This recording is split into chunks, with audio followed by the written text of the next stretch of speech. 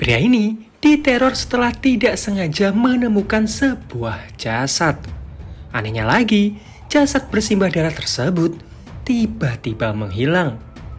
Sialnya, pria ini malah dijadikan tersangka di balik kasus pembunuhan misterius tersebut. Demi menguak semuanya, pria ini menggunakan otak jeniusnya dan malah menemukan fakta mengejutkan. Tonton sampai akhir karena akan ada plot twist tidak terduga terjadi.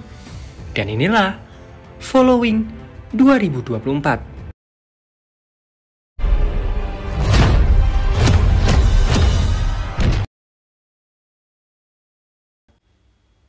Jong Tae adalah agen properti yang punya fetis aneh. Dia sangat suka mengamati hidup orang lain dan bahkan saking terobsesinya, Jong Tae sering menyelinap masuk ke rumah orang-orang yang menjadi targetnya. Baginya, mengetahui rahasia orang lain merupakan kenikmatan tersendiri. Suatu hari, Jong Tae pergi ke sebuah rumah milik sepasang suami istri. Tepat di jam 9 pagi, pasangan ini keluar dari huniannya sambil marah-marah karena mereka tidak menemukan kunci mobilnya. Jadi mereka harus berjalan untuk berangkat bekerja. Saat mereka pergi ini, Jong Tae menyelinap masuk. Entah bagaimana dia bisa tahu kunci passwordnya. Jong Tae lalu memeriksa lemari dan menemukan kunci yang pasangan tadi perdebatkan. Di sini, Jong Tae tahu di mana letak barang di rumah itu dan apa saja rahasia dari pasangan suami istri ini. Jong Tae lalu mengeluarkan obeng dan memperbaiki engsel lemari yang lepas. Nah, salah satu hobinya ini juga aneh. Setiap dia menyelinap masuk ke rumah orang, dia akan selalu membenarkan barang atau apapun yang sekiranya rusak. Sebagai imbalannya, Jong Tae biasanya mengambil satu barang dan memotretnya. Jong Tae lalu pergi ke gudang miliknya, di mana di dalamnya dia menyimpan semua barang-barang yang sudah dia kumpulkan dari target-targetnya selama ini. Bagi Jong Tae, ini seperti piala penghargaan. Nah, di sini Jong Tae punya target baru dan dia sangat terobsesi dengan salah satu selebgram bernama Sora. Semua ini bermula dari 5 bulan yang lalu. Saat itu, Jong Tae melihat Sora yang lewat. Sora saat itu memakan sebuah sosis di sebelahnya. Jong Tae mencoba mengintip yang ternyata Sora memposting makanan vegetarian. Hal itu membuat Jong Tae tertarik dengan Sora dan Sora mulai diikuti. Apalagi Jong Tae juga tahu bahwa area sekitar huniannya Sora tidak memiliki CCTV.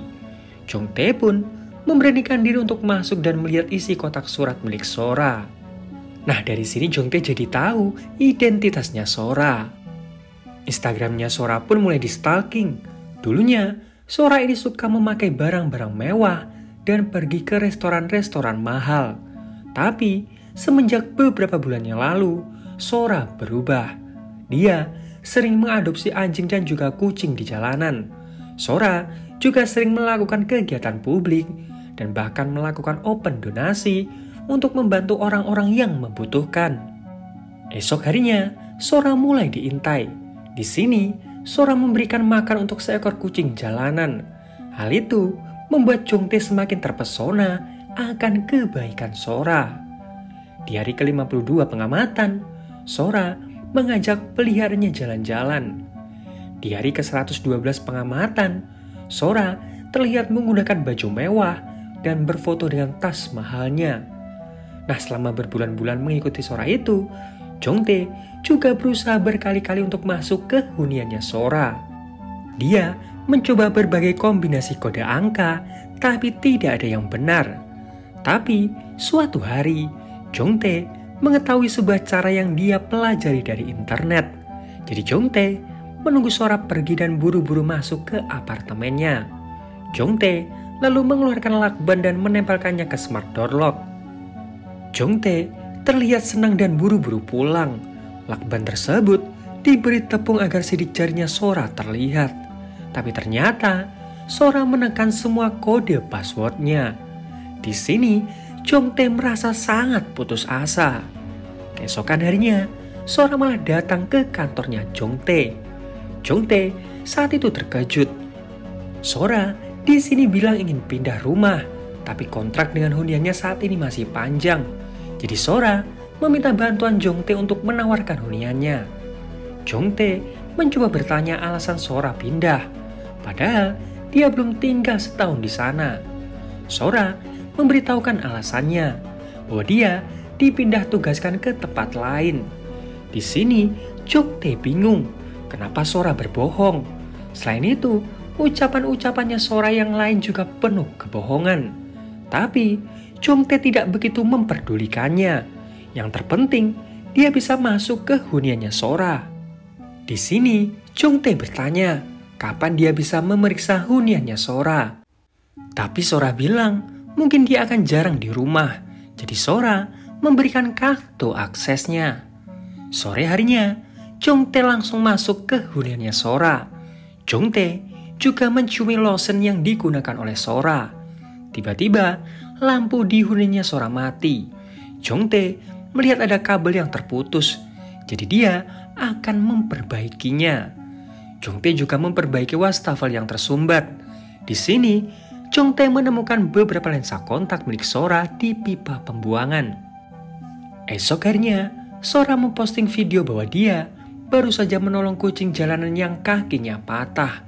Sora berharap setelah kucing tersebut dibawa ke klinik hewan, kucing tersebut bisa sembuh dan menemukan orang baik yang mau mengadopsinya.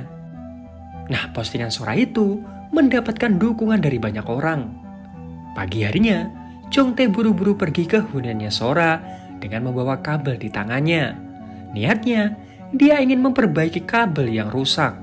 Tapi di sini, Jongtae malah melihat Sora yang sudah tewas bersimbah darah. Jongtae saat itu panik, bahkan dia berkali-kali ingin muntah. Jongtae buru-buru pergi dari sana. Sore harinya, Jongtae kembali ke huniannya Sora. Kali ini, dia mencoba menghubungi Sora untuk melihat huniannya dengan calon penyewa baru. Semua ini Jongtae lakukan biar dia punya alibi. Tapi anehnya, ketika calon penyewa itu masuk ke huniannya Sora, jasadnya Sora sudah menghilang. Bahkan, apartemen tersebut sudah tertata rapi.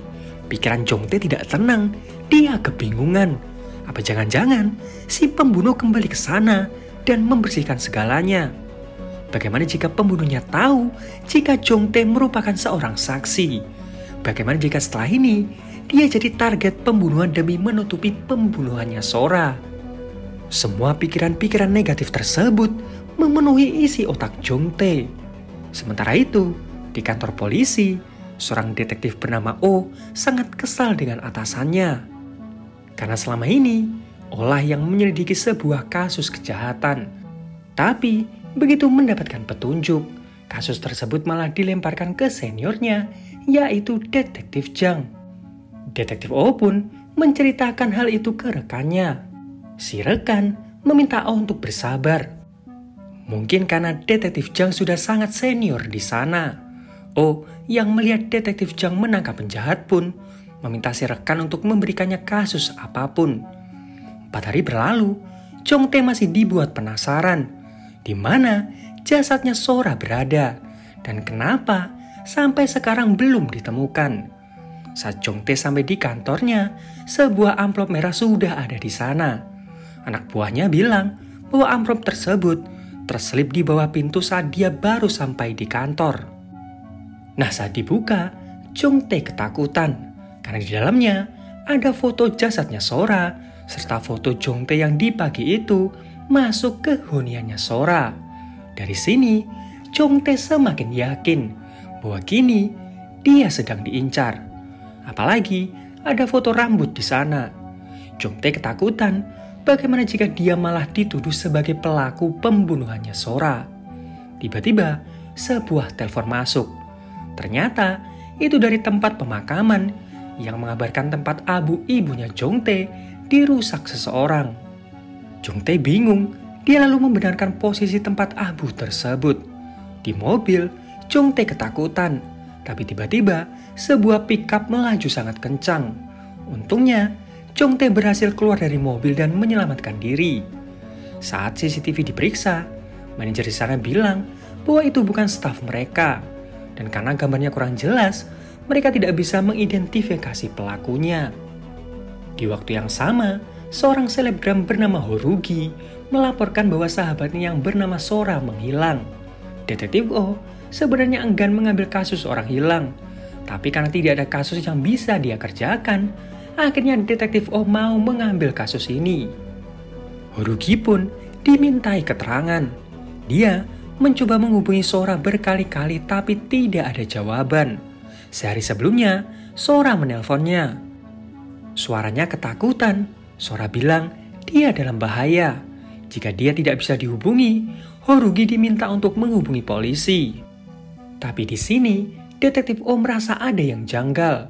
Dari tadi, Horugi bilang bahwa dia peduli dengan Sora, tapi dari perkataannya, dia terlihat sangat membenci Sora.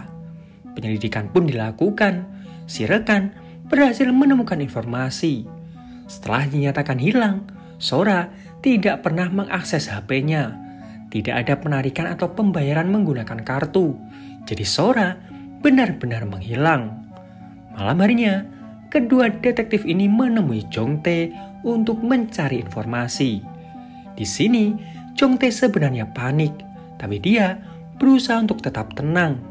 Detektif O menanyakan apa yang dilakukan Jongtae di tanggal 19 Februari. Jongtae bilang dia pergi ke huniannya Sora bersama dengan calon penyewa. Tapi di sana tidak ada Sora.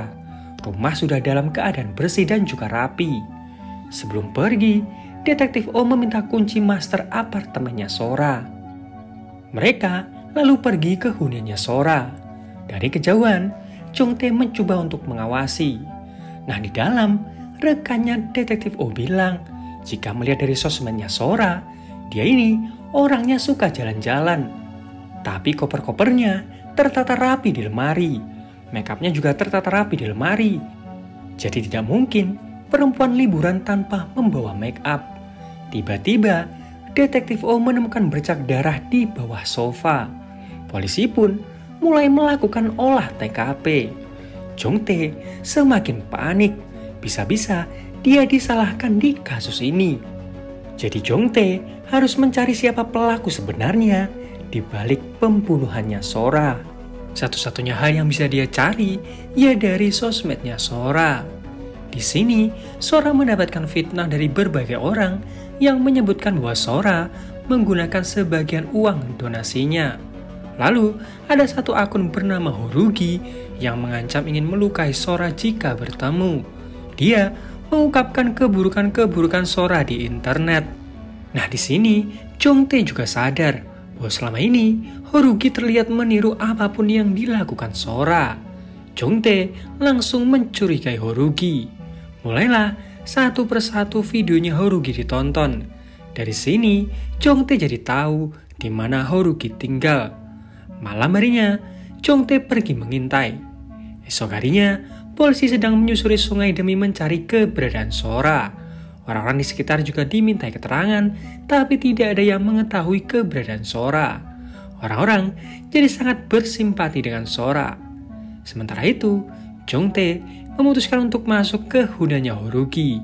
Di dalam sana, Jongtae menemukan beberapa amplop merah serta bukti-bukti chat ancaman dari akun bernama Be With You. Jongtae mencoba berpikir, karena sepertinya akun tersebut terasa familiar. Jongtae lalu mencari akun tersebut yang ternyata milik seorang pria bernama Lee Jong-hak. Di waktu yang sama, Horugi seperti sedang menunggu seseorang dan membawa bingkisan. Tapi orang yang dia tunggu tidak juga datang. Kembali ke Jongtae, setelah dia melihat isi sosmednya Lee, Jongtae baru sadar bahwa Lee sepertinya menguntit Sora sejak lama. Kata-katanya juga tidak senonoh di setiap postingannya Sora. Bahkan, Lee terlihat sangat terobsesi dengan Sora. Sampai-sampai, Lee mengancam akan membunuh Sora jika dia dekat dengan pria lain. Jongtae yakin bahwa pelakunya pasti adalah Lee. Tiba-tiba, Horugi kembali ke huniannya. Untungnya, Jongtae kabur tepat waktu. Di sini, Jongtae berpikir, jika pelakunya adalah Lee, lantas kenapa amplop merah itu ada di huniannya Horugi? Apa jangan-jangan mereka berdua ini komplotan? Saat Jongtae kembali ke huniannya, dia melihat sepatunya yang bergeser. Jadi Jongtae yakin ada orang yang menyelinap masuk. Tiba-tiba ada seseorang yang mencoba menekan password di pintunya. Jongtae mencoba mengintip, tapi tidak ada siapa-siapa. Yang ada hanya sebuah amplop merah. Tapi ketika diambil, dia diserang dari belakang. Dua orang ini mencoba membunuh Jongtae, tapi Jongtae bisa melawan dan membuka helm salah satunya.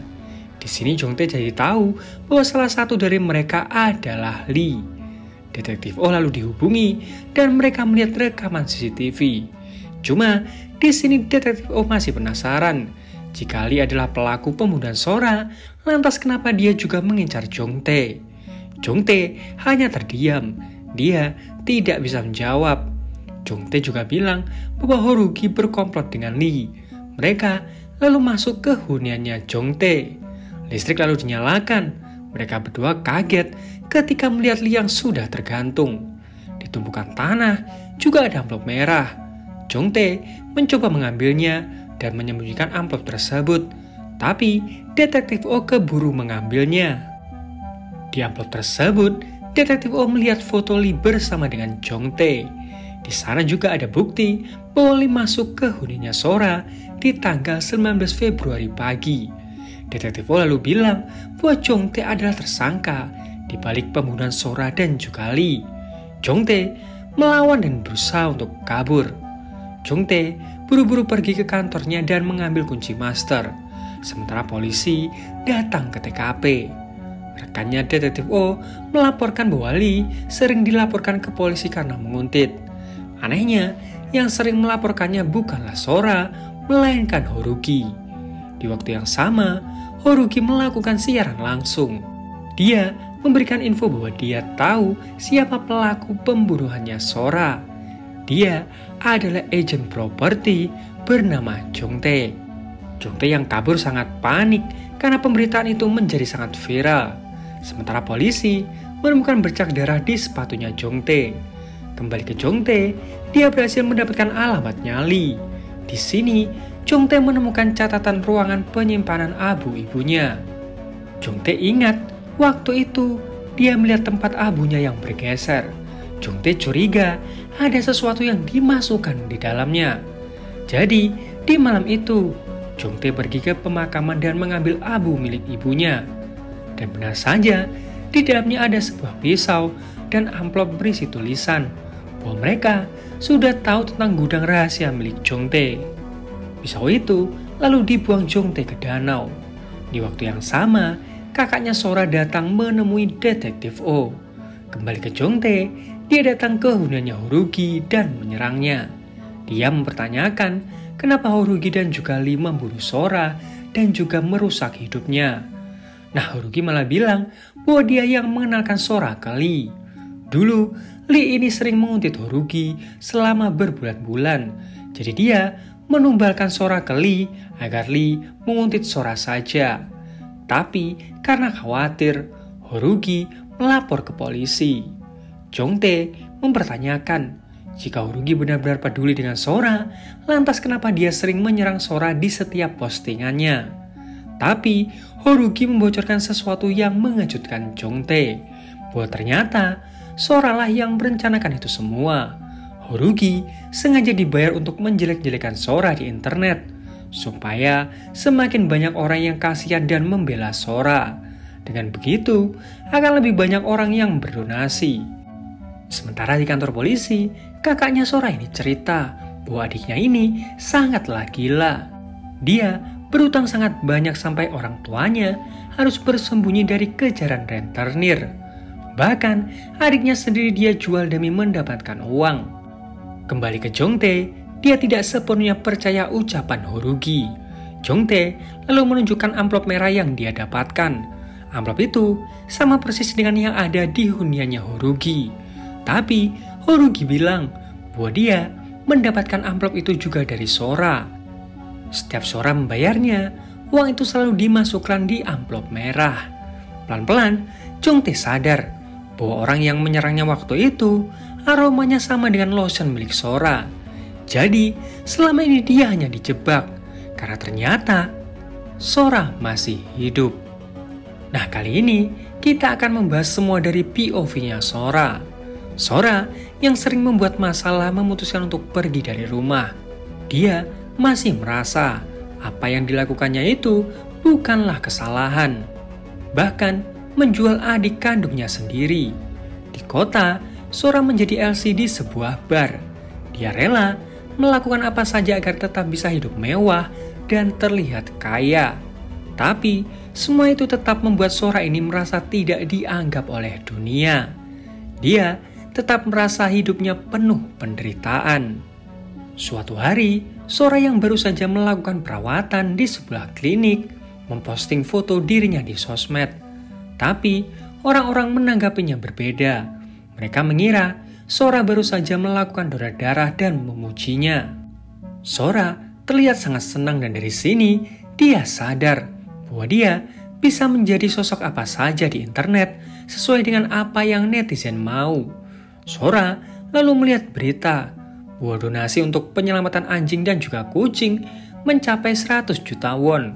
Sora pun mulai melakukan beberapa pekerjaan publik dan membantu merawat anjing dan kucing jalanan. Dan ternyata rencananya berhasil. Sora mendapatkan uang dari orang-orang yang mau berdonasi. Bahkan uang donasi itu mencapai 40 juta won. Dan benar, Sora membayar Horugi untuk terus menyerangnya di internet. Dengan begitu, akan sangat banyak orang yang bersimpati terhadap Sora dan membantunya. Semua terlihat sangat sempurna, sampai Sora sadar bahwa dirinya sedang diikuti. Di malam itu, Sora memberi makan kucing jalanan, tapi Sora juga mematahkan kakinya. Sora lalu berpura-pura khawatir dan membawa kucing tersebut ke klinik. Tapi di sini Sora sadar bahwa di belakangnya ada yang mengikuti. Dan hal itu berkali-kali disadari oleh Sora. Sora semakin khawatir, takut jika kebohongannya diketahui publik, maka hidup sempurna yang sudah dia buat akan hilang. Tapi tiba-tiba Sora sadar bahwa lebih baik menjebak Jongtae. Jadi Sora mulai mengikuti Jongtae kemanapun dia pergi dan mulai mengumpulkan informasi tentang Jongtae. Bahkan Sora sempat menginap masuk ke huniannya Jongtae. Sora sengaja memberikan kunci master rumahnya agar semua rencananya berjalan baik. Sora juga menemui Lee dan mendekatinya agar Lee mau diajak membantunya menjalankan rencana ini. Sora akan berpura-pura menjadi mayat. Nah, polisi nantinya butuh bukti. Jadi dia benar-benar mengambil darahnya dan meneteskannya di beberapa bagian, di depan pintu dan juga di bawah sofa. Sora juga membuat darah palsu dan membuat beberapa skenario. Nah, saat Jongtae datang, Sora pura-pura menjadi mayat. Dia tahu Jongtae akan ketakutan dan langsung pergi. Sora juga memotret dirinya sebagai ancaman untuk Jongtae. Bahkan, Sora mencabut rambutnya sendiri untuk menakut-nakuti Jongtae. Dia lalu membersihkan semuanya dan pergi. Sora juga meminta bantuan Lee untuk memasukkan pisau dan juga sebuah amplop di dalam tempat abu ibunya Jongtae. Pelan-pelan, Jongtae mulai diteror. Sora juga menyiapkan rencana untuk menyingkirkan Lee. Dia sengaja mengedit fotonya Lee dan juga Jongtae. Niatnya, dia ingin menjebak Jongtae. Setelahnya, Lee memang berniat dia bunuh agar tidak ada saksi. Nantinya, Sora akan ditemukan dan Jongtae akan dijadikan tersangka utama. Setelah kejadian ini, Sora yakin namanya akan lebih dikenal dan orang-orang akan banyak yang bersimpati terhadapnya. Nah, di malam itu, saat identitasnya Lee diketahui oleh Jongtae, Lee sangat kesal dan takut ketahuan. Tapi Sora memeluk dan mencium Lee. Setelah Lee tenang, Sora melilitkan tali ke leher Lee dan menariknya. Kembali ke Jongtae, dia pergi ke gudang miliknya. Sementara di kantor polisi, seseorang menelpon. Detektif Han saat itu mengangkatnya dan langsung buru-buru pergi.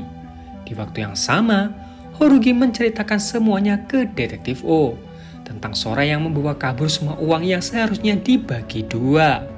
Itulah alasan sebenarnya Horugi meminta bantuan kepolisian untuk mencari Sora. Cuma Horugi belum tahu Sora masih hidup atau sudah tewas. Detektif O lalu bertanya, siapa sahabat terdekatnya Sora? Horugi ingat bahwa temannya adalah Hieran. Tapi Hieran dikabarkan menghilang setahun yang lalu. Hal tersebut coba dikabarkan ke atasannya Detektif O. Cuma si atasan tidak menggubrisnya karena itu kasus lama. Sementara itu, Sora melukai wajahnya dengan mesin pelempar bola baseball.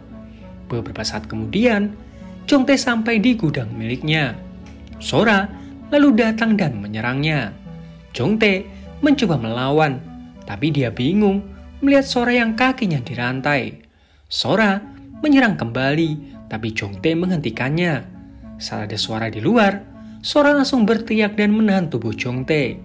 Detektif Han meminta Chongtae untuk menyerah. Sora hanya tersenyum melihat Chongtae ditangkap. Chongtae pun berusaha kabur dari sana. Detektif O di sini sangat marah karena sejak awal kasus ini miliknya, tapi kenapa Han malah ikut campur? Atasannya mencoba melerai. Di sini, Detektif O cerita bahwa banyak sekali kejanggalan-kejanggalan yang terjadi. Jadi belum pasti Sora ini adalah korban. Tapi atasannya bilang bahwa hasil pemeriksaan darah yang ada di sepatunya Chongtae adalah darahnya Sora. Sementara itu, Sora mulai berakting seolah-olah dia korban yang selamat dan berhari-hari disiksa oleh Chongtae. Di kantor polisi, Detektif O mendapatkan sebuah paket. Di dalamnya ternyata adalah surat pengakuan dari Chongtae bahwa dia punya hobi untuk mengintip kehidupan orang lain. Semenjak kejadian ini, Chongtae jadi sadar bahwa semua yang dia lakukan salah. Chongtae berjanji akan menyerahkan diri. Tapi, Detektif O harus mendengarkan sesuatu yang ingin disampaikan Chongtae.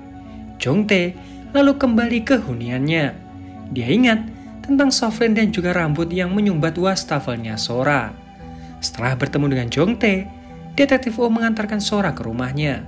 Detektif O mencoba memeriksa beberapa tempat di sana, tapi Sora menemukan amplop merah yang langsung dia sembunyikan.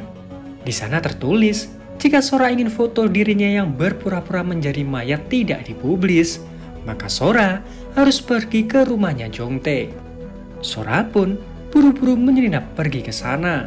Sora yakin bahwa sebenarnya Chongtae tidak memiliki foto tersebut, karena Sora yakin Chongtae sudah melenyapkan foto itu. Chongtae di sini bertanya, memangnya jika dia masih punya foto tersebut, kenapa? Apakah Sora takut jika publik mengetahui bahwa ini semua hanyalah kebohongan yang dibuat Sora? Chongtae juga tahu kebohongan lain tentang Sora. Sora hampir setiap hari membawa anjing dan juga kucing jalanan. Tapi anehnya, di rumahnya Sora tidak ada hewan-hewan tersebut. Jadi Chongtae bertanya-tanya, apa jangan-jangan Sora membunuh anjing dan juga kucing-kucing itu? Dan di rumahnya Sora banyak sekali racun. Jadi Chongtae yakin Sora hanya mengambil uang donasinya dan membunuh anjing dan juga kucing jalanan ini. Sora mengakui memang semua itu dia lakukan. Nah, Chongtae menawarkan solusi dari semua permasalahan ini. Sora diminta mengaku bahwa pelakunya adalah Lee dan Chongtae selama ini difitnah. Dengan begitu, Sora tetap akan bisa menikmati hidupnya dan Chongtae bisa membersihkan namanya. Sora menolak dan langsung menyetrum Chongtae.